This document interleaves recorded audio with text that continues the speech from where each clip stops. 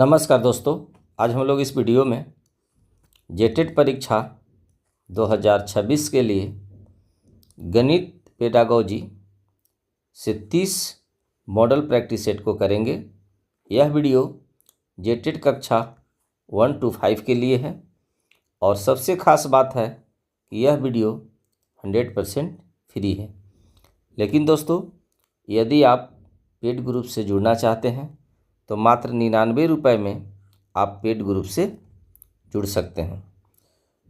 Paid group से जुड़ने के लिए मेरा नंबर है 99 314 74 281। इस नंबर पर आप कांटेक्ट कर सकते हैं। तो चलिए अब हम वीडियो को कंटिन्यू करते हैं।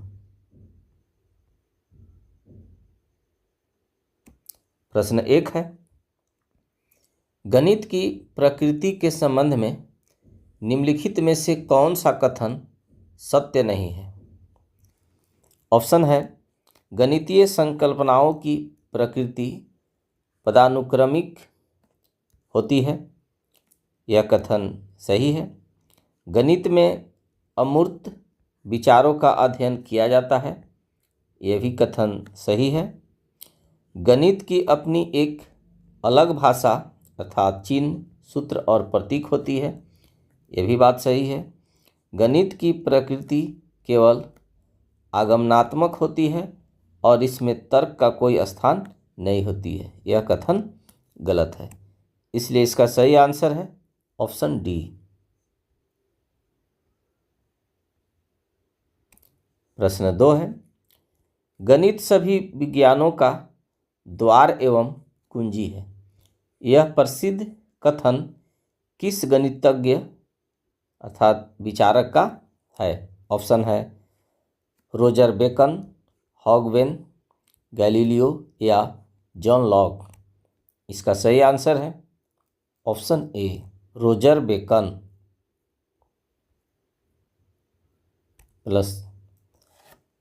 प्रश्न 3 है, प्राथमिक स्तर अर्थात लेवल 1 पर JCERT पाठ्यक्रम के अनुसार गणित शिक्षा का मुख्य उद्देश्य क्या होना चाहिए?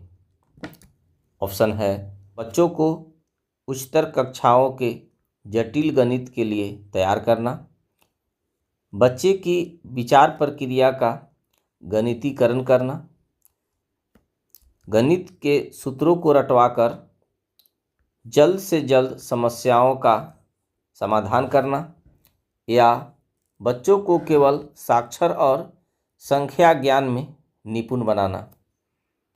इसका सही आंसर है ऑप्शन बी, बच्चों की विचार प्रक्रिया का गणितीकरण करना। प्रश्न 4 है, गणितीय तर्कना अर्थात मैथमेटिकल रीजनिंग की सबसे प्रमुख विशेषता क्या मानी जाती है? ऑप्शन है, यह व्यक्तिपरक होती है और व्यक्ति के अनुसार बदलती है। यह पूरी तरह से अनुमान और पूर्वाग्रह पर आधारित होती है। यह वस्तुनिष्ठ और सार्वभौमिक होती है। यह केवल अमूर्त चिंतन वाले वयस्कों और वैज्ञानिकों तक सीमित है। इसका सही आंसर है ऑप्शन सी, यह वस्तुनिष्ठ और सार्वभौमिक होती है। प्रश्न 5 है, झारखंड के स्थानीय संदर्भों को ध्यान में रखते हुए कक्षा 3 के बच्चों को मापन की अवधारणा सिखाने के लिए शुरुआत में सबसे उपयुक्त तरीका क्या होगा? ऑप्शन है, ब्लैक बोर्ड पर सीधे मीटर और सेंटीमीटर के पैमाने लिखवाना, बच्चों को मापन से जुड़े सूत्र रटने के लिए कहना, सीधे स्केल देकर नापने को कहना, या अमानक इकाइयों जैसे हाथ की बालिश, कदम या डोरी का उपयोग करना। इसका सही आंसर है ऑप्शन डी, अमानक इकाइयों जैसे हाथ की बालिश, कदम या डोरी का उपयोग करना। प्रश्न 6 है, गणित के स्वरूप के बारे में एनसीएफ 2005 और एनसीएफ एसई 2023 दोनों का यह दृढ़ मत है कि विद्यालयी गणित होना चाहिए।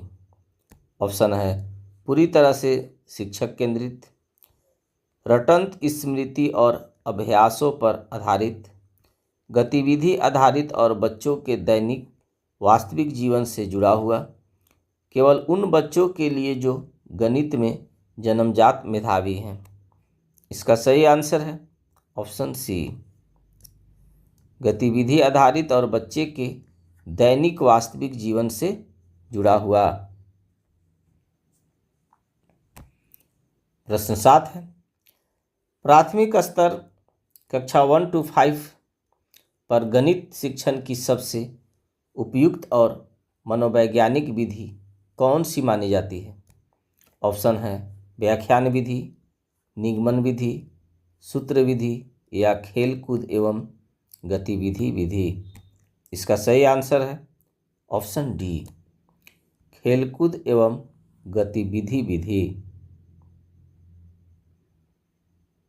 प्रश्न 8 है, एक शिक्षक कक्षा में पहले सम और विषम संख्याओं के कुछ विशिष्ट उदाहरण प्रस्तुत करता है और फिर बच्चों की मदद से एक सामान्य नियम निकलवाता है। शिक्षक किस शिक्षण विधि का प्रयोग कर रहा है?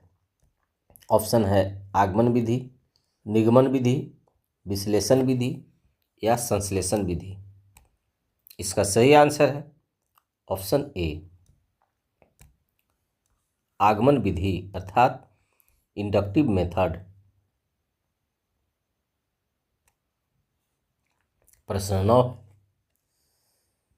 ज्यामिति के परिमेयों को सिद्ध करने के लिए आमतौर पर किस शिक्षण विधि का प्रयोग सबसे अधिक किया जाता है? ऑप्शन है खेल विधि, विश्लेषण संश्लेषण विधि, प्रोजेक्ट विधि या अन्वेषण या खोज विधि। इसका सही आंसर है ऑप्शन बी, विश्लेषण संश्लेषण विधि। प्रश्न 10 है, जेसीईआरटी की कक्षा 4 की गणित पाठ्य पुस्तक में दिए गए पैटर्न के सवालों को हल करने के लिए कौन सी विधि बच्चों के तार्किक विकास में सर्वाधिक सहायक होगी? ऑप्शन है रटंत विधि अर्थात रोट मेथड, व्याख्यान विधि अर्थात लेक्चर मेथड, अन्वेषण या खोज विधि अर्थात ह्यूरिस्टिक मेथड या निगमन विधि अर्थात डिडक्टिव मेथड। इसका सही आंसर है ऑप्शन सी, अन्वेषण या खोज विधि अर्थात ह्यूरिस्टिक मेथड। प्रश्न 11 है, अज्ञात से ज्ञात की ओर शिक्षण सूत्र का प्रयोग गणित की किस विधि में प्रमुखता से किया जाता है? ऑप्शन है आगमन विधि, विश्लेषण विधि, निगमन विधि या संश्लेषण विधि। इसका सही आंसर है ऑप्शन बी, विश्लेषण विधि। प्रश्न 12 है, झारखंड के जनजातीय बहुल क्षेत्रों में कक्षा 2 के छात्रों को जोड़ और घटाव सिखाने के लिए एक शिक्षक की सबसे प्रभावी शैक्षणिक रणनीति क्या होनी चाहिए?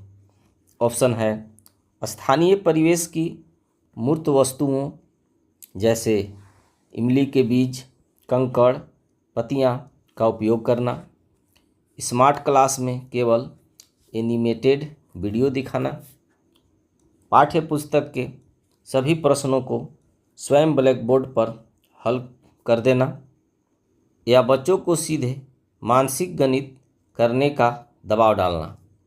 इसका सही आंसर है ऑप्शन ए, स्थानीय परिवेश की मूर्त वस्तुओं जैसे इमली के बीज, कंकड़, पत्तियां का उपयोग करना।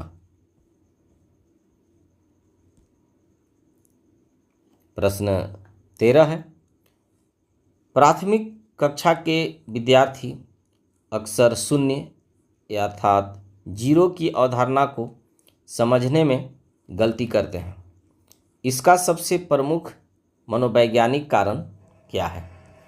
ऑप्शन है, बच्चों का मानसिक विकास बहुत कमज़ोर होता है, दैनिक जीवन में शून्य का कोई भौतिक अस्तित्व नहीं है, शून्य की अवधारणा अन्य संख्याओं की तुलना में अत्यधिक अमूर्त है, या प्राथमिक स्तर के शिक्षकों में गणितीय ज्ञान की कमी होती है। इसका सही आंसर है ऑप्शन सी। शून्य की अवधारणा अन्य संख्याओं की तुलना में अत्यधिक अमूर्त है।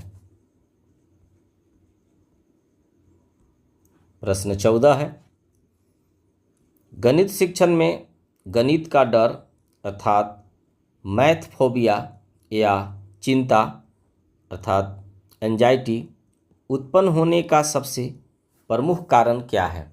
ऑप्शन है, गणित की संचयी प्रकृति और इसकी प्रतीकात्मक भाषा, बच्चों में जन्मजात तार्किक क्षमता की कमी होना, माता पिता द्वारा बच्चों की पढ़ाई पर समय न देना, या स्कूलों में गणित विषय के लिए कम समय आवंटित होना।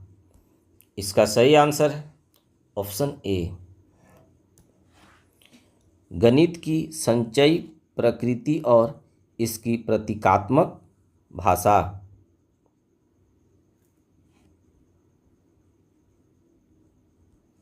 प्रश्न 15 है, एक बच्चा भिन्न अर्थात फ्रैक्शंस के सवाल में 1/3 और 1/4 में से 1/4 को बड़ा बताता है क्योंकि उसे लगता है कि 4 3 से बड़ा है। यह त्रुटि किस प्रकार की समस्या को दर्शाती है? ऑप्शन है, बच्चे की पढ़ाई के प्रति लापरवाही, बच्चे के कक्षा में ध्यान न देना, दृश्य स्थानिक क्षमता की कमी, या भिन्न की अवधारणात्मक समझ का पूर्ण अभाव। सही आंसर है ऑप्शन डी, भिन्न की अवधारणात्मक समझ का पूर्ण अभाव। प्रश्न 16 है, समावेशी कक्षा अर्थात इंक्लूसिव क्लासरूम में दृष्टिबाधित छात्रों को गणित पढ़ाने की चुनौती को कैसे प्रभावी ढंग से दूर किया जा सकता है? ऑप्शन है, टेलर का गिनतारा अर्थात टेलर्स अबेकस, ब्रेल लिपि और 3D आकृतियों का उपयोग करके, उन्हें गणित के बजाय कोई आसान विषय देकर, केवल मौखिक रूप से प्रश्न पूछकर और उत्तर सुनकर, उन्हें अन्य सामान्य बच्चों से बिल्कुल अलग बैठाकर। इसका सही आंसर है ऑप्शन ए,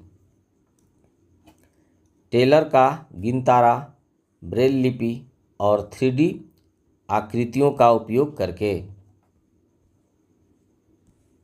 प्रश्न 17 है, गणित शिक्षण में सबसे बड़ी चुनौती भाषा की होती है। गणितीय भाषा के संदर्भ में निम्नलिखित में से क्या सही है?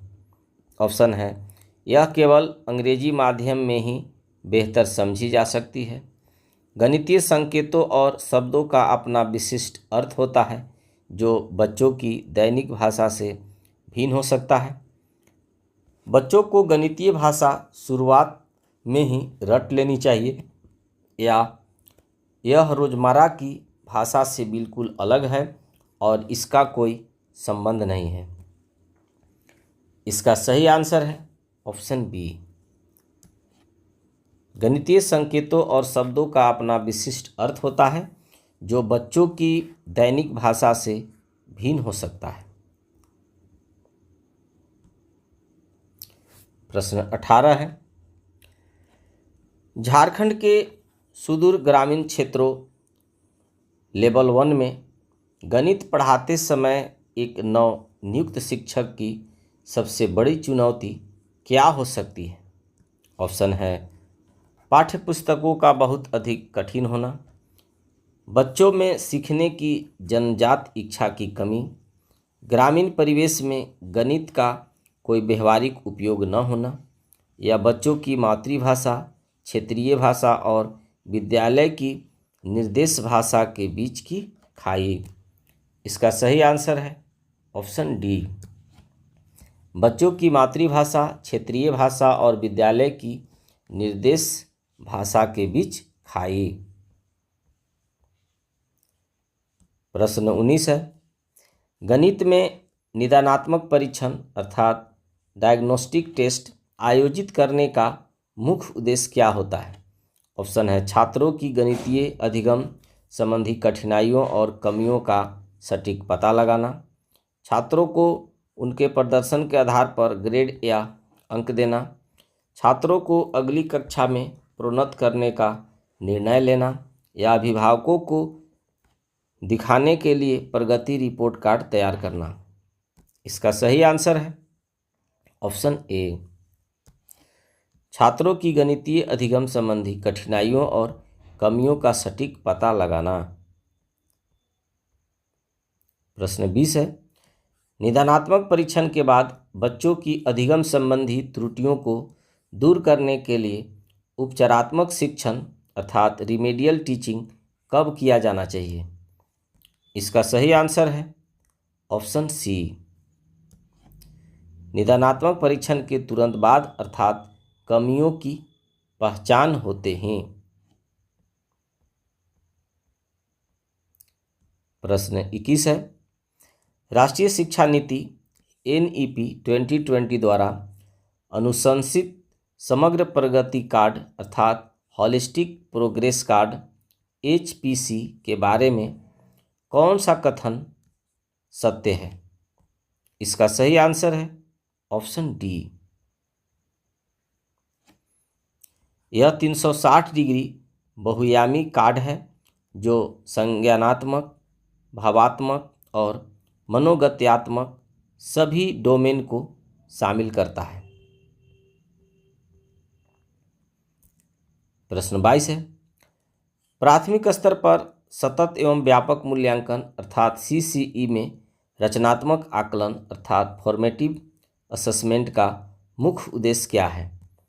इसका सही आंसर है ऑप्शन ए, अधिगम प्रक्रिया के दौरान बच्चों की प्रगति की निरंतर निगरानी करना और उसमें सुधार करना। प्रश्न 23 है, गणित में एक छात्र बार बार हासिल वाले जोड़ में गलती कर रहा है, एक सुगमकर्ता के रूप में आपका पहला कदम क्या होगा? इसका सही आंसर है ऑप्शन सी, स्थानीय मान अर्थात प्लेस वैल्यू की अवधारणा को फिर से मूर्त वस्तुओं जैसे बेस, 10 ब्लॉक्स या माचिस की तीलियों के साथ समझाएंगे।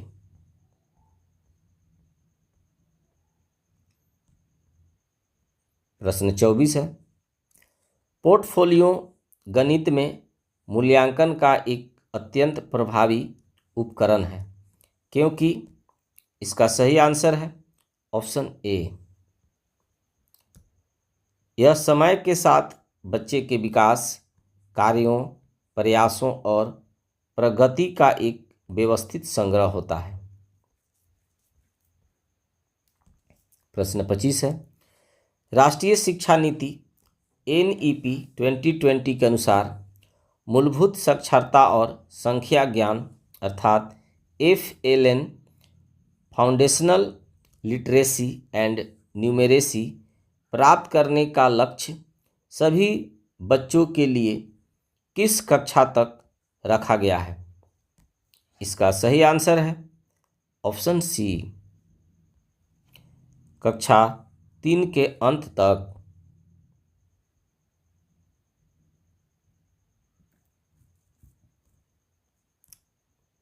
प्रश्न 26 है, NCFS अर्थात national curriculum framework for foundational stage 2022 के अनुसार प्रारंभिक वर्षों में गणितीय शिक्षा की शुरुआत किस गतिविधि से होनी चाहिए?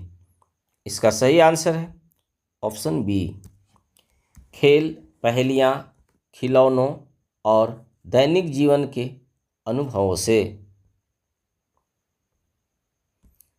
प्रश्न 27 है, NEP 2020 गणितीय सोच के साथ साथ निम्नलिखित में से किस कौशल के विकास पर विशेष जोर देती है? इसका सही आंसर है ऑप्शन डी, कंप्यूटेशनल थिंकिंग और समस्या समाधान कौशल। प्रश्न 28 है, NCFSE अर्थात स्कूल एजुकेशन 2023 के अनुसार विद्यालयी गणित का मुख्य फोकस किस पर होना चाहिए? इसका सही आंसर है ऑप्शन ए, बच्चे के विचारों के गणितीयकरण और वास्तविक जीवन में गणित के अनुप्रयोग पर। प्रश्न 29 है, NEP 2020 के तहत प्रस्तावित नए राष्ट्रीय मूल्यांकन केंद्र परख का गणित शिक्षा और मूल्यांकन पर क्या मुख्य प्रभाव होगा? इसका सही आंसर है ऑप्शन सी, यह मानकीकृत आकलन दिशा निर्देश तय करेगा जो रटंत विद्या के बजाय दक्षता पर आधारित होगा।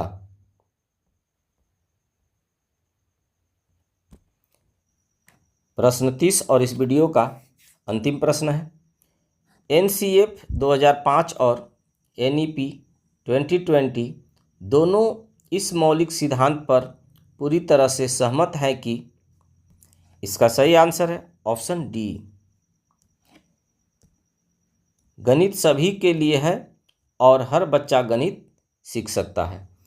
तो डियर गाइज, आई होप आपको यह वीडियो पसंद आया होगा। Thanks for watching.